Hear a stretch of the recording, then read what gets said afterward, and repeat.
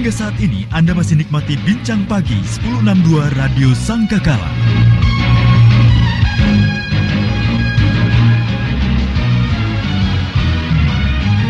Sebelum 62 The Voice of Love, Kekasih Tuhan masih melanjutkan kebersamaan kita dalam program Bincang Pagi bersama dengan Pendeta Yosea Madison dari Yayasan Bukti Kasih dan GAP Kasih Sidoarjo. Semua ada kasihnya, Pak ya. Haleluya. Haleluya. Lepas dari musibah, itu topik yang sedang kami perbincangkan pagi hari ini. Kita belajar dari Nuh ya, yang musibah juga terjadi menghancurkan bumi pada waktu itu ya dengan air bah. Apa kuncinya Nuh bisa lepas dari musibah itu, Pak? Ya, sebelum kita masuk ke sana Mbak Wahyu, saya tambah sedikit. Jadi kalau di zamannya Nuh itu semua tanpa terkecuali ya? Tanpa terkecuali. Binatang-binatang juga? Iya, semua. Jadi yang masuk ke bahtera itu yaitu Nuh dan keluarganya dan juga semua binatang-binatang satu pasang masuk ke situ, itu yang selamat. Lainnya itu semua mati binasa. Kalau sekarang Mbak Wahyu, masih banyak orang sehat, masih banyak orang diberkati, toh. Tapi ketakutan itu membuat semua orang hari-hari ini gemetar. Seolah-olah, kalau saya boleh ngomong ya Mbak Wahyu, seolah-olah Tuhan tidak ada lagi. Kenapa? Ini saya lihat ya, suatu saat saya pergi ke bank Mbak Wahyu. Lalu salah satu teller ini menghitung uang. Nah mungkin uang itu kan ada debunya. Tahu-tahu Mbak Wahyu dia bersin. Langsung semua lari. Semua ketakutan. Jadi saya lihat, ngeri juga ya gitu. Hanya bersin aja. Bapak ikut lari nggak? Enggak. Saya Ya? cuma lihat gini. Hari-hari ini orang jangan bersin dan batuk di tempat umum ya. Nah, Anda pasti langsung dilihatin orang. Ketakutan semua kan. Padahal kan bersin itu kan biasa sih. Kalau saya boleh ngomong ya biasa. Nah, tapi karena ketakutan itu membuat orang semua takut luar biasa. Nah, jadi kalau dulu dibandingkan sekarang ini, nggak ada apa-apanya. Karena dulu semua binasa. Kalau sekarang di Indonesia 60 juta penduduk Indonesia. Ya. Oke lah, yang mati mungkin sekarang ini sudah berapa Mbak Wahyu? Nggak hafal Pak saya, Pak. Belum belajar. Cuma berapa gitu kan. Dan itu kalau saya boleh ngomong, yang sembuh banyak kok. Yang sembuh banyak. Ya kan? Yang sembuh banyak. Bahkan yang paling banyak mematikan manusia hari-hari ini sebenarnya bukan virus corona. Apa, Pak? Tapi apa? Kendaraan. Itu kendaraan bermotor hari-hari setiap menit kecelakaan, mati. Tapi kenapa orang tidak takut? Bahkan kalau kita lihat hari-hari ini sudah dilarang ya naik motor harus pakai helm. Tapi nggak ada itu, malah melawan enak-enak itu. Melawan arus lagi. Nah, jadi nggak ada rasa takut. Tapi kenapa ke virus corona kok takut luar biasa? Nah, oke lah. Kita lihat kalau dulu Nuh itu bisa lepas dari musibah. Saya percaya sekarang kekasih Tuhan semua pendengar Radio Sangkakala dimanapun berada, ayo kita sama-sama belajar firman Tuhan. Kita juga pasti lepas dari corona. Kita juga lepas dari musibah-musibah yang lain. Semua pasti lewat. Amin. Tapi siapa yang bisa lewat dengan selamat, ada kuncinya. Ada kuncinya Mbak Wahyu. Yang Apa, pertama, coba kita lihat di ayat yang ke-9. Di situ dikatakan begini, inilah riwayat Nuh. Nuh adalah seorang yang benar dan tidak bercela di antara orang-orang sezamannya. Ini yang pertama. Kenapa Nuh selamat dari musibah itu atau air bah itu? Ternyata dari sekian manusia yang ada di muka bumi ini, hanya Nuh dan keluarganya adalah orang yang benar dan tidak bercela di antara orang-orang sezamannya. Ini luar biasa. Nah, pertanyaannya sekarang, adakah manusia di muka bumi ini yang tidak berbuat salah, yang tidak berbuat dosa, tidak berbuat pelanggaran? Tidak ada. Saya pikir tidak ada. Tapi perlu kita ketahui, darah Yesus itu sungguh mahal. Harganya itu mahal. Ya. Dan itu sudah dicurahkan buat setiap kita supaya kita yang percaya kepadanya Tidak binasa. Melainkan memperoleh hidup yang kekal. Bahkan walaupun dosa kita merah seperti kermisi, kalau kita mengakui dosa kita di hadapan Tuhan, Tuhan akan hapus itu semua, akan menjadi putih seperti salju. Amin. Pertanyaannya, kalau kita sudah tahu diri kita salah, kalau kita sudah tahu diri kita berdosa, apakah engkau datang kepada Tuhan lalu minta ampun kepada Dia, ngakui dosa kita di hadapan Tuhan, atau malah kita nyaman di dosa kita? Nyaman dalam keadaan kita. Bahkan kita berkata begini, biasa. Atau seolah-olah kita merasa kita tidak berdosa. Nah, ini yang bahaya. Sudah hidup dalam dosa, sudah berbuat dosa, merasa seolah-olah tidak berdosa. Ini paling bahaya. Apalagi pakai nama agama. Wah, kita berkata, wah, kita kan membela agama. Padahal kita berbuat dosa. Inilah kejahatan di mata Tuhan. Jadi harus betul-betul hari-hari ini kita jaga hidup kita benar di hadapan Tuhan, tidak bercela. Supaya apa? Supaya kita dilepaskan atau diluputkan dari musibah apapun, termasuk virus corona. Pak, apakah berarti orang-orang yang terkena virus ini, kita bicara konteks sekarang ya, virus ini, itu berarti tidak hidup benar di hadapan Tuhan? Nah, pertanyaan ini sangat bagus, Mbak Wahyu. Apalagi hari-hari ini kan kita mendengar ada belasan pendeta yang sudah meninggal gara-gara virus corona. Apakah mereka ini orang yang tidak benar? Nah, kalau saya menjawab, Mbak Wahyu, itu yang tahu mereka dengan Tuhan. Saya tidak tahu. Ya. Dan bukan hak kita Dan juga bukan hak saya untuk bilang gua benar gitu ya. Atau saya berkata nanti, wah itu karena berdosa. Oh, tidak. Bisa saja, Mbak Wahyu, ya. Saya harus bicara ini. Di balik itu Tuhan punya maksud. Maksudnya apa? Satu contoh aja ya, Mbak Wahyu, supaya waktunya. Kadang-kadang kita umat Tuhan, kadang-kadang kita jemaat Tuhan, itu sangat, istilahnya itu, mengkultuskan gembala sidang kita, mengkultuskan hamba Tuhan si A. Wah, sampai-sampai Yesus kalah dengan dia. Nah, Alkitab katakan Tuhan itu pencemburu loh, Pak Wahyu. Nah, bisa saja, sekali lagi, bisa saja. Ini satu contoh loh ya, masih banyak contoh-contoh yang lain. Nah, melihat keadaan seperti ini, mungkin Tuhan berkata begini, ini bahaya. Lah, lebih baik ini, hamba Tuhan ini dipanggil, diselamatkan, supaya semua umat yang mengikuti dia tidak mengkultuskan dia lagi. Tidak menjadikan dia yang terbesar, lebih besar daripada Yesus. Lah, Tuhan tidak mau seperti itu. Nah, bisa saja seperti itu. Tapi sekali lagi, saya tidak berkata, oh itu karena dosa. Tidak. Cuma semua yang terjadi Tuhan punya maksud, Tuhan punya rencana. Ya. Jadi kalau untuk menghakimi dia berdosa itu bukan hak kita.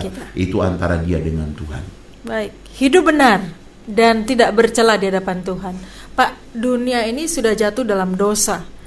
Kita juga sudah jatuh dalam dosa. Walaupun kita ditebus dengan darah Kristus yang mahal, kita ini punya kecenderungan untuk berbuat dosa. Bagaimana kita bisa tetap hidup benar di tengah-tengah kondisi seperti itu? Inilah yang Tuhan bilang sebenarnya, Mbak Wahyu. Kita ini kan garam. Kita ini kan terang.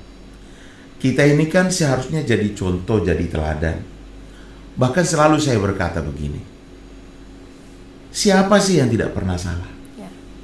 Ya.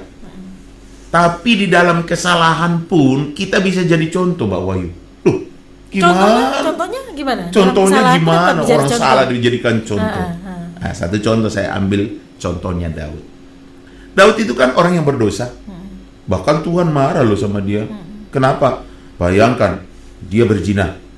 Pembunuhan berencana. Dia membunuh. Direncanakan lagi. Itu lebih berat itu. Ya kan? Kalau zaman sekarang 20 tahun itu, Pak. Nah, itu kan jahat di mata Tuhan. Nah, tapi heran. Perhatikan, di saat Daud jatuh dalam dosa, di saat Daud jahat, tahu-tahu Tuhan kirim Nabi Nathan. Nabi kecil dari desa yang tidak terkenal. Ya. Lalu tahu-tahu Nathan ini menegur Daud. Inilah yang saya bilang, dalam kelemahan pun kita bisa jadi contoh. Apa yang terjadi? Tahu-tahu Daud tidak berkata begini. Waktu Nathan menegur Daud, Daud tidak berkata begini. Siapa bilang? Siapa lu? Kamu nggak tahu siapa Siapa saya? lu? Mana buktinya? Enggak. Tapi langsung Daud berkata begini, iya aku orangnya. Susah kita menemukan orang seperti ini, Bapak Wahyu.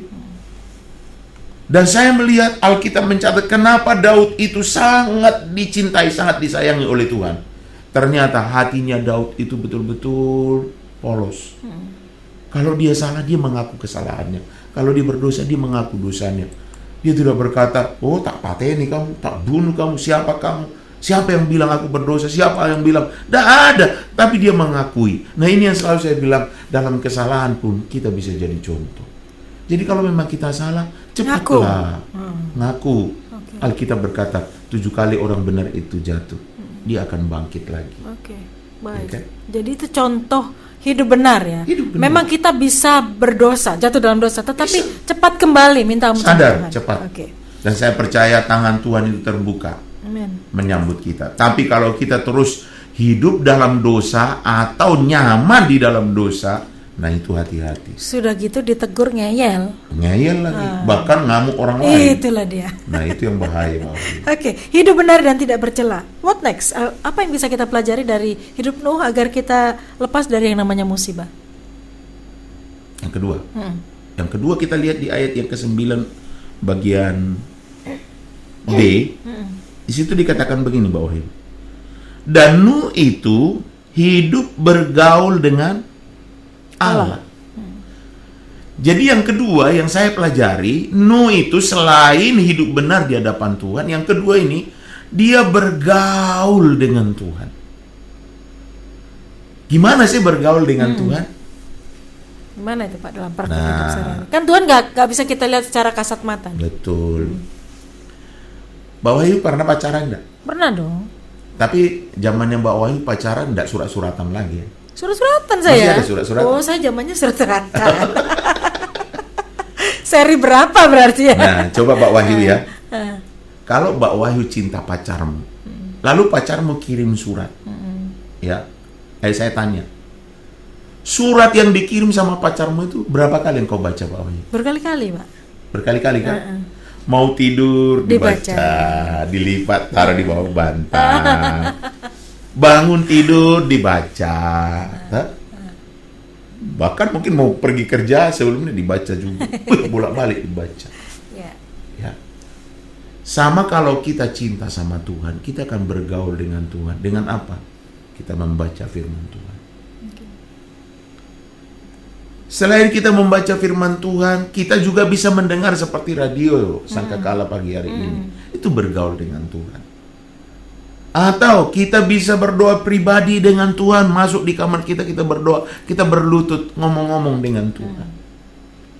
Ya kan? Itu bergaul dengan Tuhan. Cuma pertanyaan saya, di saat kita bangun pagi, apa yang kita lakukan, Mbak Wahyu? Ayo, jujur. Jangan lari cari sandal atau cari HP ya. Yang paling musim hari-hari ini, kita bangun belum apa-apa kita sudah lihat HP. Loh, HP itu kalau yang dilihat ayat firman Tuhan tidak apa-apa, karena di HP sekarang kan ada Alkitabnya. Ada Alkitab dan juga banyak yang kirim ayat-ayat firman Tuhan, Mbak Wahyu. Kalau itu dibaca nggak apa-apa. Tapi kalau setiap yang kita lihat ya hal-hal yang negatif, ya mungkin tidak usah jauh-jauh lah. Bayangkan kalau pagi-pagi kita bangun, yang kita lihat, yang kita baca virus corona. Takut, Pak. Lama-lama jadi stres nanti. Dan saya waktu semua sudah pada ketakutan, saya langsung kirim ada satu perkataan dari anak Tuhan. Sekarang ini bukan Yesus lagi yang diberitakan, tapi virus corona. Dari situ langsung saya kirim berita itu supaya semua orang berbalik kembali kepada berita firman Tuhan. Padahal kalau kita pikir-pikir ya, virus corona nggak seberapa, Mbak Wahyu, nggak seberapa. Ya, Tapi Yesus itu jauh lebih luar biasa. Ya. Tuhan kita itu jauh lebih dahsyat. Amin. Tuhan kita itu punya kuasa yang luar biasa. Nah, ngapain kita terlalu takut? Kadang-kadang saya kalau boleh ngomong hari-hari ini, orang banyak mati bukan karena virus corona, tapi orang banyak mati hari-hari ini karena ketakutannya, kekhawatirannya. Itu yang membuat dia mati. Ya. Ya. Jadi ayo, supaya kita ini bebas dari segala musibah, mari kita bergaul dengan Tuhan, membaca firman Tuhan. Saya pagi-pagi Pak Wahyu, anak-anak saya masih ada yang kecil-kecil, ya kan. Pokoknya alarm saya itu jam 3.50 itu sudah bunyi, jam 4 itu anak-anak saya sudah harus duduk semua. Oke. Ya kan? Saya ambil gitar Pak Wahyu, saya ajak mereka memuji Tuhan, ya. Lalu habis itu saya ajak mereka menyembah Tuhan. Habis itu saya ajak mereka baca firman Tuhan. Jadi semua bergilir, walaupun nggak bisa baca Pak Wahyu, nanti temannya yang ngajari, mengikuti gitu. Yang membaca masih patah-patah, saya dengarkan, saya tungguin. Dan yang kita baca Pak Wahyu nggak banyak, 2-3 pasal satu hari. Atau pagi itu. 2-3 pasal. Kami baca terus. Mungkin kalau kita berkata begini, bagi saya sebagai pendeta, ngapain saya ngikuti itu? Ngapain saya harus nunggu-nungguin mereka?